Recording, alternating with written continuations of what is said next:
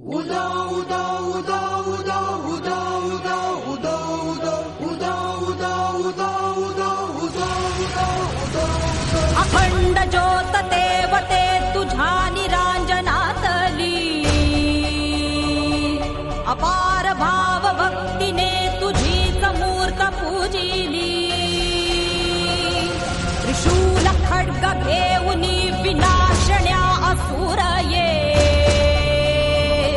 बनून रौद्रगामिनी प्रकाशण्या तिमिर ये